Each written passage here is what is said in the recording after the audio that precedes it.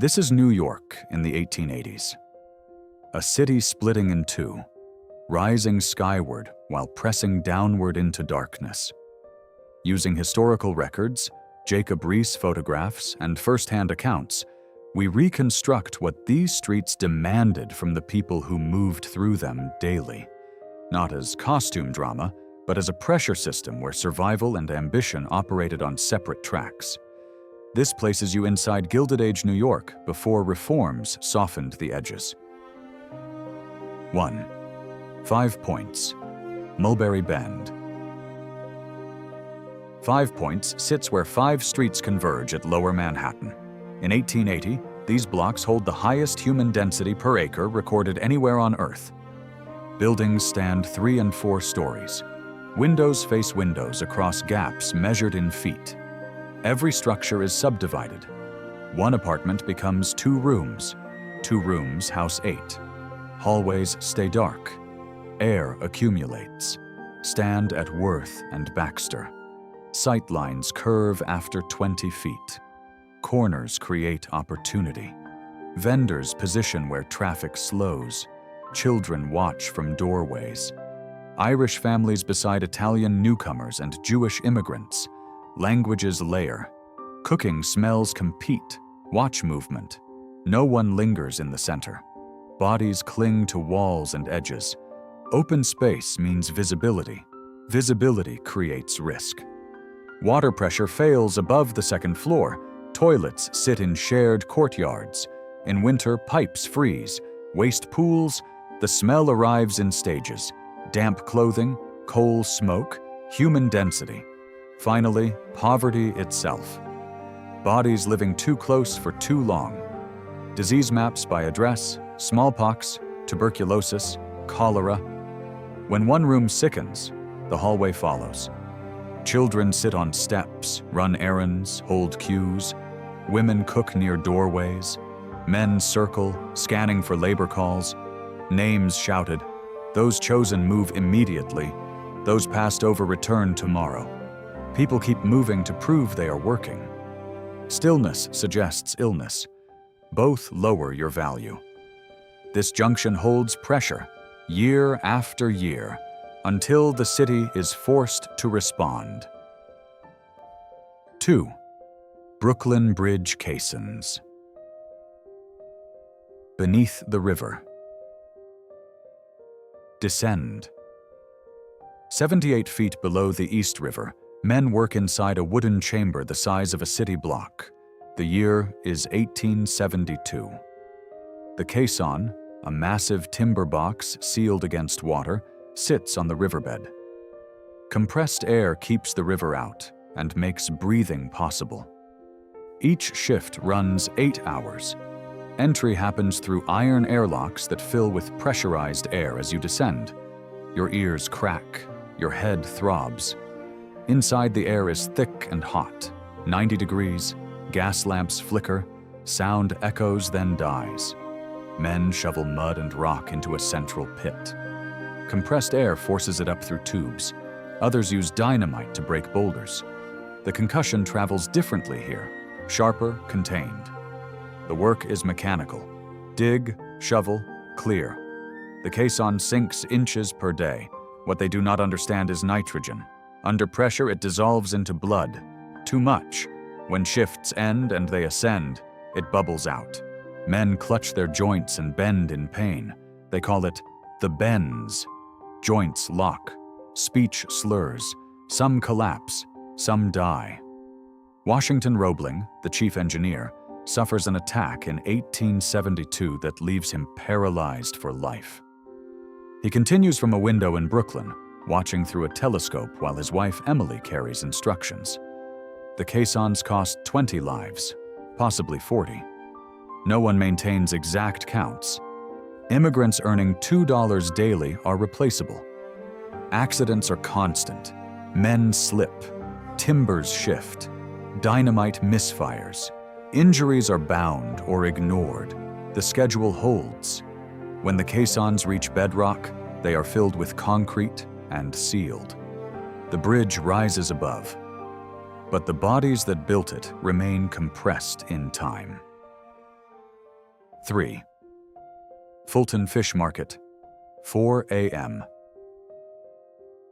Surface at dawn.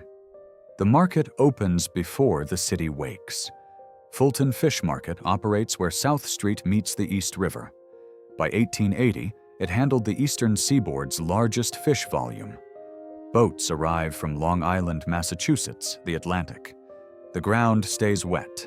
Stone paving is slick with river water, fish blood, melted ice. Sawdust is spread, then trampled to paste. Boots lose grip. Crates stack high, then empty fast. Fish are sold whole, scales, eyes, guts intact. Buyers inspect by touch and smell. Delay means spoilage. Spoilage means loss. Smell dominates. Raw fish, brine, wet wood. The tang of seafood that is fresh but will not stay that way. The odor is assumed. Work is designed around it. Watch the rhythm. Buyers arrive before daylight. Prices are negotiated in seconds. Handshakes finalize deals. Carts queue, then empty immediately. Men work in layers. Dock workers unload boats. Vendors arrange displays. Buyers select. Porters haul. Each role depends on timing. One delay compounds through the chain. The market does not accommodate hesitation. Stop moving, others route around you. Miss a price call, the deal closes without you. This is wholesale. Hotels, restaurants, and institutions send buyers who read a fish's eyes, test flesh firmness, and calculate freshness by hours. By 6, the first wave clears. By 8, the market empties.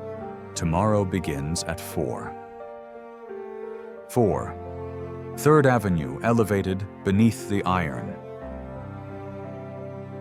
Noon, 3rd Avenue. Look up. 30 feet above, iron tracks carry trains. The L opened in 1878. By 1880, 4 lines run above Manhattan's avenues. Stand beneath. Trains pass every few minutes. The structure shakes. Buildings vibrate. Windows rattle. Steam locomotives pull the cars. Each passage releases ash, oil, cinders. They fall through gaps onto pedestrians and storefronts below. The noise is layered. Rumble, wheels on iron, metal flexing, steam releasing.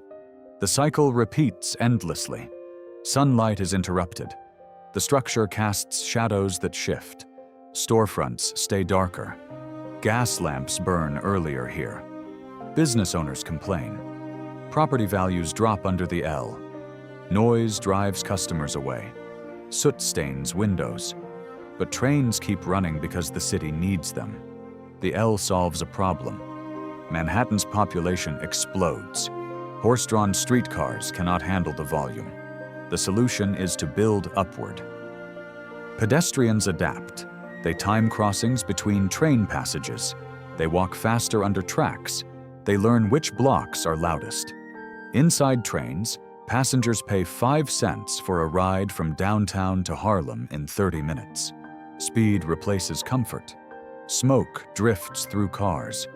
Passengers tolerate it because the alternative is worse.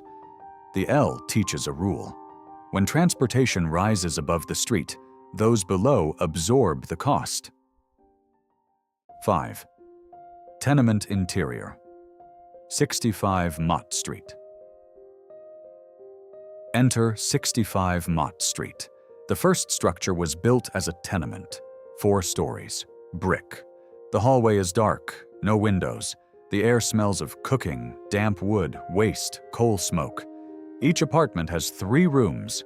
No private toilet, no private water. 10 people in one unit.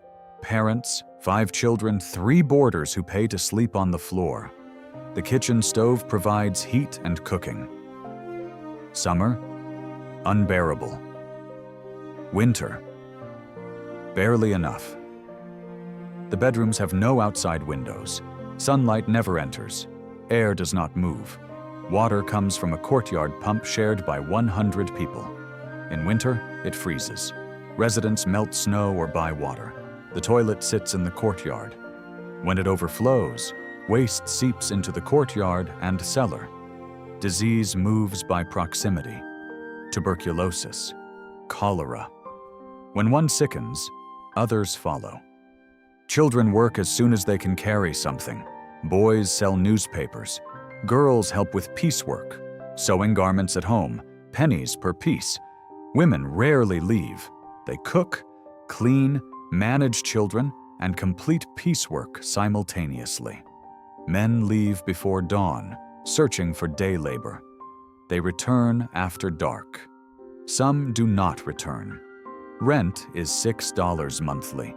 For a family earning $10 weekly, this consumes half their income. This is not a slum because people are poor. It is a slum because the city designed it this way. 6. Wall Street to Fifth Avenue. System revealed. Move south. Wall Street. Less than 2 miles. A completely different system. Stone buildings rise 6 stories. Windows are large, clean. Men wear suits. Pocket watches synchronized. Movement is purposeful. This street operates on information and speed. Telegraph wires connect Boston, Philadelphia, Chicago. Stock prices fluctuate by the minute. Inside the stock exchange, transactions happen by voice. Buyers shout prices. Money moves faster here than anywhere else. Not currency. Paper promises, obligations. Wealth is recorded, not held. The contrast is absolute. 2 miles north, 8 people to a room. Here, firms rent entire floors. There, survival depends on daily wages. Here, fortunes are built on information moving faster than bodies. By 1880, half of America's millionaires live in New York. The wealth they control flows from industries built by bodies in conditions financiers never see. Now the light changes. 5 o'clock. Gas lamps ignite on Fifth Avenue. Mansions line the avenue. Vanderbilts, Astors, Rockefellers. Entrances are elevated. Iron fences separate private from public. Carriages arrive in sequence. Everything moves at display speed. Slow enough to be seen, fast enough to avoid congestion. Inside, rooms serve single purposes. Ballrooms, libraries. Servants use separate staircases. The contrast: one mansion houses 12 people. 2 miles south, one tenement houses 400. Notice what is absent: no L noise, no market odors, no visible poverty. Police relocate beggars and vendors. This is conversion. Labor becomes capital. Capital becomes property. Property becomes display. The display becomes the system's visible surface. Return to the present. Step forward to today. The density has been regulated. The bridges are reinforced. The tenements are demolished or renovated. The L's are gone, replaced by subways. Disease no longer dictates where people live. Labor is formalized. Housing codes exist, but some patterns remain. Pressure still concentrates where space tightens. Wealth still separates by distance. Work still exhausts more than it sustains. And the city still redistributes costs downward. What you have seen is not history. It is a blueprint. Gilded Age New York perfected expansion under constraint. How to build upward while pressing downward. How to move millions while hiding the machinery. How to display wealth while obscuring the labor that generates it. The clock tower strikes 6. Boots echo on cobblestone. A train shrieks metal against metal overhead. In the distance, a ship horn calls across black water.